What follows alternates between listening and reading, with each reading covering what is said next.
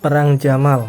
Perang Jamal adalah perang yang terjadi di Basra, Irak pada tahun 656 Masehi antara pasukan yang berpihak pada Ali bin Abi Thalib atau sepupu dan menantu dari Nabi Muhammad SAW dan pasukan yang berpihak kepada Aisyah, istri dari Nabi Muhammad SAW, yang menginginkan keadilan atau atas terbunuhnya khalifah terdahulu yaitu Utsman bin Affan. Setelah berbaiat atas kekhalifahan Ali bin Abi Thalib, Talhah bin Ubaidillah dan Zubair bin Awam pergi ke Mekah dan bertemu dengan Aisyah untuk meminta pertanggungjawaban kematian Utsman bin Affan. Kemudian Ya'la bin Munyah dari Basra dan Abdullah bin Amir dari Kufah turut bergabung. Akhirnya mereka sepakat untuk berangkat ke Basra beserta 700 orang lainnya untuk mencari pembunuh Utsman bin Affan. Sesampainya di Basra, mereka menemui gubernur Basra yaitu Utsman bin Hunayf dan menahan pergerakan pasukan ini, berharap mereka mau menunggu kedatangan Ali dari Madinah.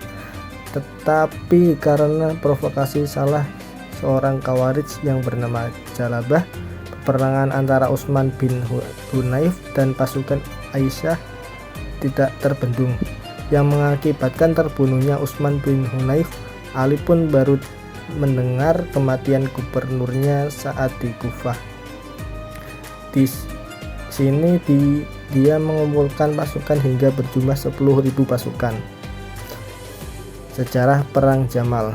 Dalam sejarah perkembangan agama Islam yang dikutip dari buku Sejarah dan Peradaban Islam Muhammad Nur Hakim 2003-51, salah satu peristiwa penting dalam Perang Jamal.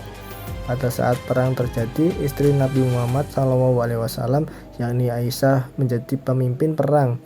Perang Jamal disebut dengan Perang Unta, yang terjadi antar kaum muslimin untuk pertama kalinya.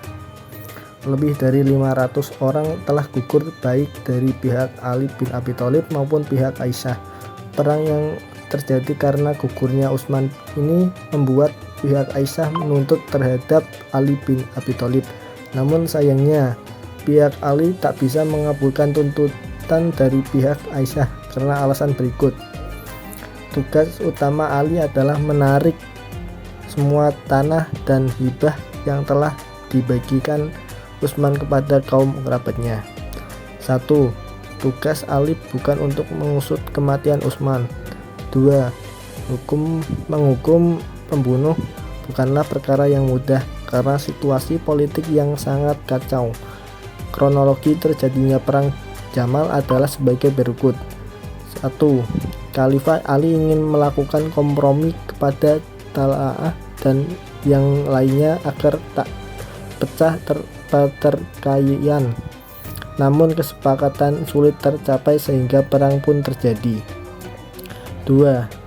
Aisyah maju dan memberi mushaf kepada Ka'ab bin Sur Qadi Basrah dan berkata, "Ajaklah mereka kepada kitabullah." Ka'ab bin Sur pun maju dengan membawa mushaf dan mengajak mereka kepadanya dan disambut pasukan Kufah. 3. Abdullah bin Sabah dan para pengikutnya yang berada di depan pasukan membunuh siapa saja dari pasukan Basrah. Saat Ka'ab bin Sur mengangkat mushaf, mereka menghujaninya dengan anak panah hingga ia tewas. 4. Aisyah dihujani anak panah namun ia tak mundur dan terus mendesak pasukan ke arah Khalifah Ali. 5. Banyak sekali pasukan yang gugur. 6. Aisyah terus mendesak maju dan mengejar pembunuh Utsman sampai akhirnya unta yang dinaiknya tertebas kakinya. 7. Unta tersebut roboh ke tanah dan ditebas kakinya adalah dengan tujuan agar Aisyah tak terkena anak panah dan agar ia bisa keluar dari medan pertempuran. 8. Setelah unta itu roboh, pasukan Aisyah banyak yang menarik diri dan akhirnya Aisyah meminta perjanjian damai. Terjadinya Perang Jamal bagi mereka persoalan kisah terhadap pembunuh Utsman harus segera diselesaikan, sebab khawatir terjadi serupa akan terulang kembali di masa yang akan datang.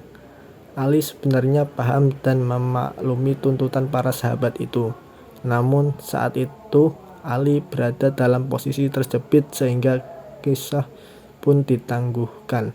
Ali kelihatannya ingin membentuk kekuatan terlebih dahulu dari kalangan kaum muslim, terutama dari para pembesar sahabat.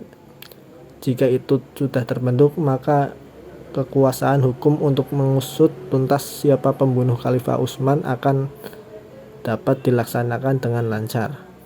Bagi Ali, persoalan qisas baru dapat ditegakkan manakala situasi politik sudah tenang dan kaum muslimin sudah bersatu pada dalam satu pemerintahan yang kokoh. Kemudian ada pengaduan dan tuntutan dari pihak keluarga yang jadi ahli waris Utsman, sebab pembunuhan Khalifah Utsman bukanlah kriminal biasa, melainkan tragedi politik yang tidak terbayangkan sebelumnya.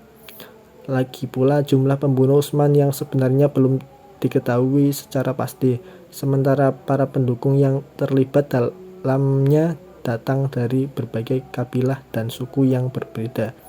Sangat rawan bagi Ali dan bagi keutuhan umat jika ia coba menetapkan kisah pada para tersangka tanpa menunggu situasi yang tepat. Banyak korban syahid berguguran pada hari Kamis pertengahan bulan Jumadil akhir. Perang Jamal meletus sebelum pertempuran dimulai. Sahabat Ali membacakan salah satu mushaf dan berharap perang tidak jadi dilakukan.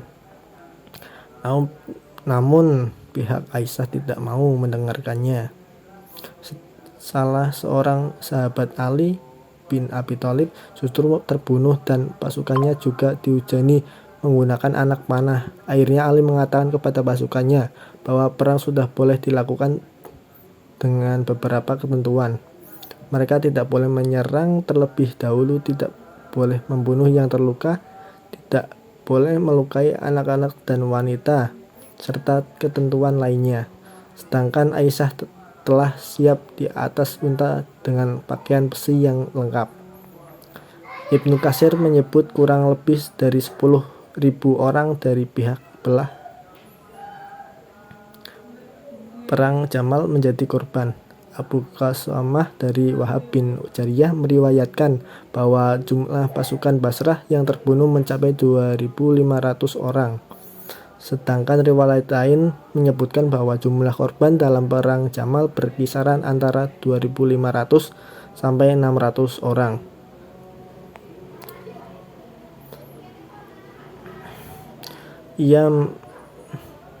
Setelah itu ia menjatuhkan diri dari hiruk-pikuk percaturan politik yang harus bergejolak sampai akhir hayatnya. Ia juga banyak merenung menyesali perbuatannya karena ikut terlibat dalam peperangan ataupun dampak dari perang Jamal, yaitu banyak korban syahid yang berjatuhan dan kerugian material lainnya. Padahal seharusnya perang ini dapat dihindari, tetapi karena adanya provokasi, perang Jamal terjadi.